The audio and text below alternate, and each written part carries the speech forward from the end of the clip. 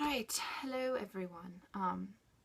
So I thought it was really important to make this video to explain why I left and to also sum up what it's like to have an anxiety disorder. So it's going to be a little lengthy, it's not going to be funny or anything, it's just going to be me trying to genuinely explain. So when I first got to the airport, I started having a panic attack, and it lasted for about 45 minutes where I was crying and just adamantly telling my mom that I couldn't do it and trying to justify, like, I could go back, another time. I don't really care about the money, and all of that. And it was scary, and she was trying to convince me she respected whatever decision I made, but then my brother was saying, like, you have to go. This is what you've always dreamed of. And so eventually, I got into the terminal and I was sitting down and I was fine until, we got in the plane. I took a Tylenol PM to see if that would help at all. And it ended up only giving me maybe 20 minutes of sleep, if that. So the whole time I was trying to talk myself down, and I had a method of listening to 5 songs, checking how far we had until we got there, and then listening to 5 songs, checking, and just keep doing that. But on the way there, I for some reason was calm enough to, listen to a podcast and switch it up when I had to. And we arrived down in Paris. I already kind of felt like, oh my gosh, this is another country. I was kind of overwhelmed.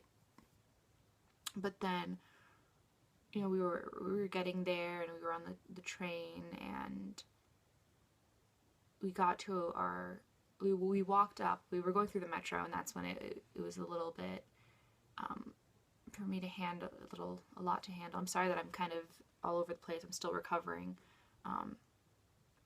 And it was like, okay, everything's in French, obviously, and, you see people begging, there's performers and everything, but when I got up into the Plaza de Republique, my breath was taken away. It was beautiful. And that's by no means am I trying to say that Paris wasn't beautiful. It just, I couldn't do it.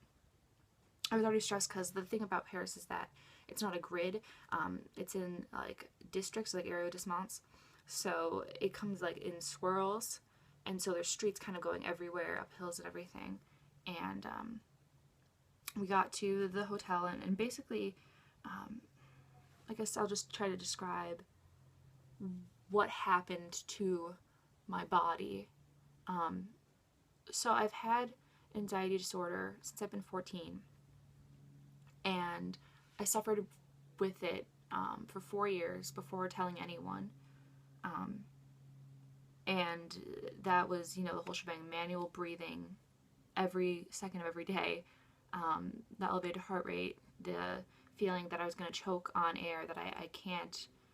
Basically what it feels like is if someone told you to inhale a brick, if someone told you to breathe in a brick, that's what it feels like when I start to question everything. I think that there's no air, I'm going to choke, I'm literally going to die in that instant. And that's what I experienced for 3 days straight. And in order to, when I have an anxious stomach anyway, I lose my appetite. So when we would go out to eat at these Parisian restaurants, I would only eat maybe 10 forkfuls, and that was forcing myself. I had no desire to eat it. I was just putting it into my body to put it into my body. So I did that twice in the first day we were there. I couldn't eat food on the plane. I can't eat because if I give energy to my body, it gives more energy to my brain, and I start to overthink more. So I only ate the 10 bites when I was out there, 10 bites at dinner.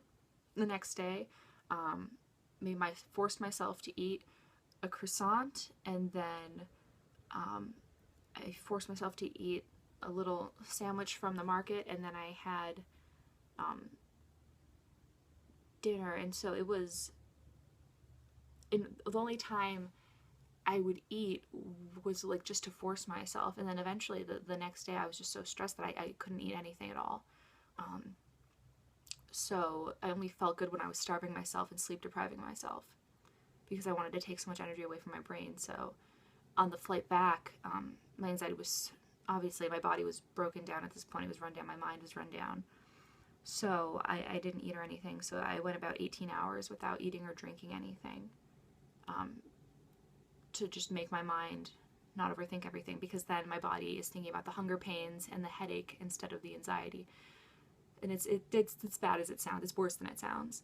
And so it was very, very hard. I wouldn't wish this upon my worst enemy. It's and just if you want to hear about it in terms of science, or if you just need a comparison, the brain mechanics behind a panic attack are the same as PTSD.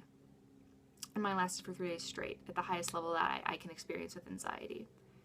And I was at the level I was before I even started medication. That's how bad it started to get. And I lost weight. I had hunger pains. I had maybe 4 hours of sleep the 3 nights that I was there. And it was completely breaking down my brain. I couldn't think. My body felt like shit. I was just completely worn down. And I have this thing where I manually breathe and think that if I go to a certain mindset or a certain place, that it will allow myself to overthink things, and where I feel like I can't breathe. So in order to prevent that, from the moment I left my house and got to the airport and the whole time I was in Paris, I had to keep up a mental wall to keep myself from thinking about that, which is exhausting to have to keep that up and subconsciously have it there, so that it would never get to that point. So it's exhausting to have to do that. It uses my entire brain to have to keep that up.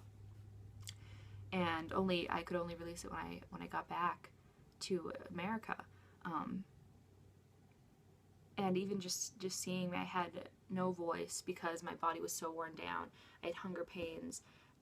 I couldn't think clearly. My vision was going in and out. I experienced that during the trip. And it was just, you saw all the physical manifestations of the anxiety, which is, I think, when people realize how real it is, because, no one knew I had it for the 4 years that I had it, because I didn't tell anyone. My family didn't know. People I meet are always surprised when I say it. My mom's coworker, when she told him, like, why she had to come pick me up, he was like, you would never know from meeting her, because I am a very bubbly person. I'm very outgoing. My professor said, are you sure about this? And I was like, yes, like, I have all these issues.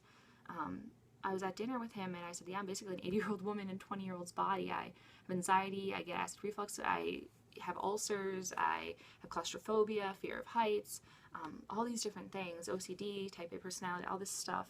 And he's like, oh, I wouldn't have had you come on the trip if I would have known that. So that was just stressful. And I breakfasted him because he was taking me to the airport, and he said, you would never know. You're so put together and calm and love, like you just don't seem like it. I think that's what makes it hard for people to understand. And even when I came back, I was explaining to my parents what my body was going through, and then I touched on other parts of my anxiety disorder, which means some other things I experience are being conscious of my organs, being conscious of my tongue in my mouth, being conscious of my teeth in my mouth, and hating it because I feel like I can't get out of it, and it's like a prison, and being conscious of my spine and like feeling like it's impaling my head. Like,